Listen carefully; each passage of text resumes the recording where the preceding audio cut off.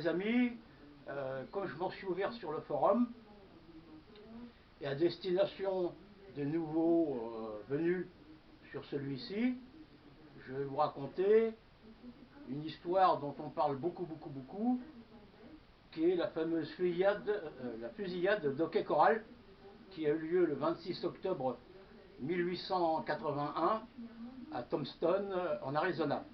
Pour les anglophones, les non-anglophones, Tombstone signifie pierre tombale. Voilà.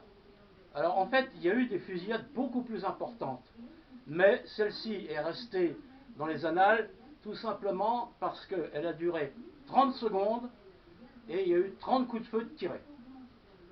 Et dans une toute petite superficie, une superficie de 8 mètres carrés. Imaginez les distances de tir. Hein, c'est-à-dire que littéralement, c'est ça quoi, la distance de tir. Voilà. Alors, donc, cette fusillade a eu lieu à 15 heures précises l'après-midi. Tout a été... il y a les chroniqueurs de l'époque qui ont tout métré, qui ont chronométré, dans cette fameuse rue Fremont Street, à l'angle d'une petite ruelle, entre un laboratoire de chimie industrielle et un laboratoire photographique. Voilà. Alors, d'un côté, il y avait donc les agents fédéraux, hein, qui dépendaient du gouvernement. Alors, les pointures du forum me corrigeront si je dis des bêtises. Hein. Alors, il y avait 4 hommes de loi et il y avait 5 hors-la-loi. Du côté des hommes de loi, il y avait Virgil Earp, qui était marshal fédéral, et son frère Morgan Earp, qui était son adjoint, et Wyatt Earp, qui était assistant. Doc Holliday, qui était shérif de Dodge City, était invité, selon les termes officiels, enfin, ceux que j'ai lus. Hein. Voilà. Alors, pourquoi cette fusillade a-t-elle eu lieu? Tout simplement parce qu'il y avait un écrit qui interdisait le port d'armes à Tombstone. Voilà, simplement, pas un écrit, un décret, voilà, qui interdisait le port d'armes à Tombstone. Et il y avait des hors-la-loi qui, eux, ne l'entendaient pas de cette oreille, et en plus qui voyaient très mal l'arrivée de fédéraux à, comment dirais-je, à Tombstone, parce que ça les empêchait de faire leurs petites affaires. Ça rappelle une ville du sud chez nous. Bon, voilà. Alors, le shérif du comté, c'est-à-dire le shérif, la police locale, c'était Johnny Harris Behan, appelé John Behan, qui lui était la police locale. Hein. Il a essayé d'ailleurs de contrer les Earp, mais il ne pouvait rien faire contre les fédéraux. Voilà. À noter un détail très important, parce qu'on s'est toujours posé la question de savoir qui avait tiré le premier. Au début, on ne savait pas. J'ai fait des recherches là-dessus. Il semblerait que ce soit les Earp. Ils avaient leurs armes à la main, contrairement aux hors-la-loi qui, eux, les avaient dans leur holster.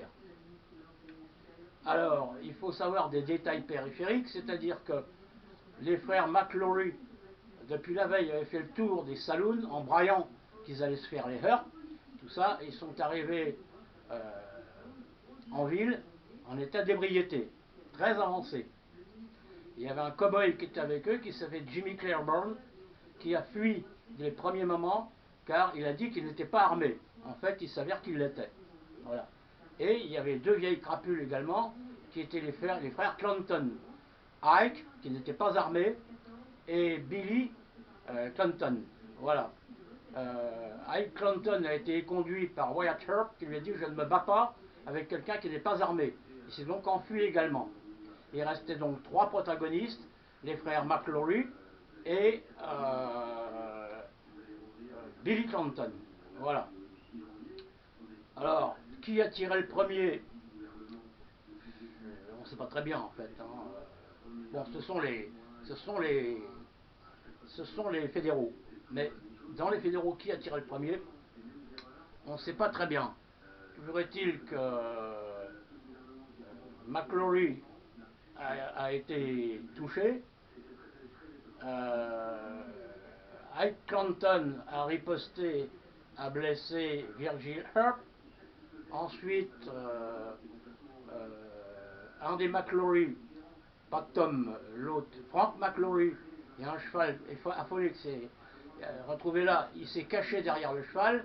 Doc Holliday a tiré il avait un fusil calibre 12, a tiré un coup de feu en l'air, le cheval s'est cabré, et à ce moment-là, il a descendu Frank McClory. Voilà, les autres coups de feu, on ne sait pas très bien. Hein, voilà. Toujours est-il qu'au bout de 30 secondes, il y avait 3 morts, 3 blessés chez les fédéraux. Le seul qui était indemne, c'était Wyatt Earp, voilà, qui était le plus jeune. Hein, parce que le meilleur tireur parmi les fédéraux, c'était Virgil Earp, qui avait fait la guerre de sécession. Ce que ne pouvait pas, qui pouvait être pas le cas de Wyatt Earp, qui lui n'avait que 12 ans au moment du déclenchement de la guerre de sécession. Voilà. Il y avait un contentieux entre Wyatt Earp et le shérif local John Behan, parce que Wyatt Earp avait été shérif adjoint d'un 5e du comté de Lipa, et il avait donné ses démissions, avait été remplacé par John Behan. Et donc entre eux il y avait un contentieux. Voilà. Alors, des détails, les frères McClory étaient des voleurs de chevaux, des voleurs de bétail, pardon, c'était leur spécialité. Et ils étaient devenus riches, et ils s'étaient acheté un ranch, un ranch où ils remisaient tout le bétail qu'ils volaient. C'est pour ça qu'en fait ils se faisaient appeler fermiers, mais c'était dehors la loi. Quant aux Clanton, c'était des vieilles crapules qui avaient déjà un gang. C'était des saloperies. Voilà. D'ailleurs, Clanton par la suite, en vieux cheval de retour, reverra Wyatt Earp pour d'autres aventures, mais sinon, si je vous raconte tout ça, il est là pour. Il est 13h07, et si je vous raconte tout, il est là pour une partie de l'après-midi.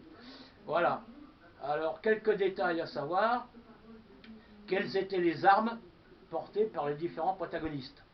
On ne sait pas. Ce qu'on sait par contre, c'est que l'arme qui était attribuée à Wyatt Earp, le Colt Special Buntline, il ne portait pas ce jour-là, c'est son épouse qui l'a certifié, et de plus, on ne sait même pas s'il l'a eu, parce qu'on n'a jamais retrouvé le numéro de fabrication. On sait que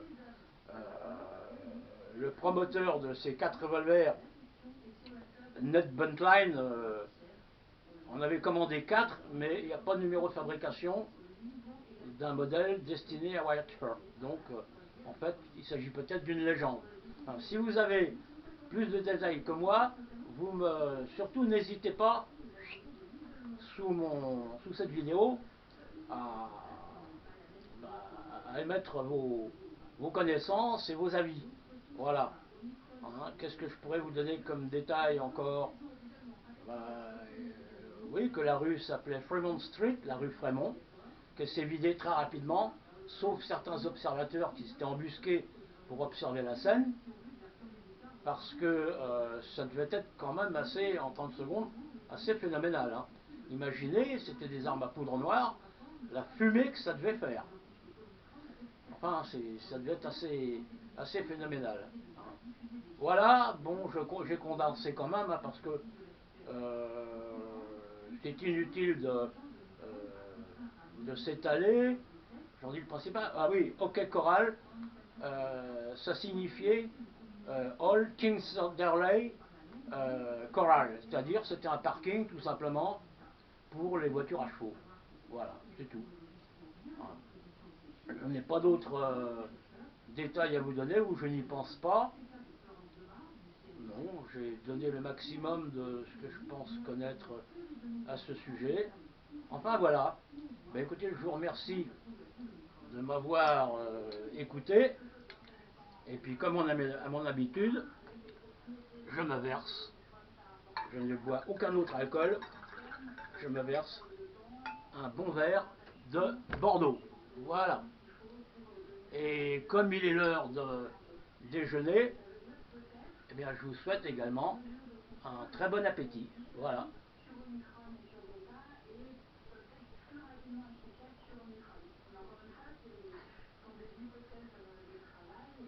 Messeigneurs.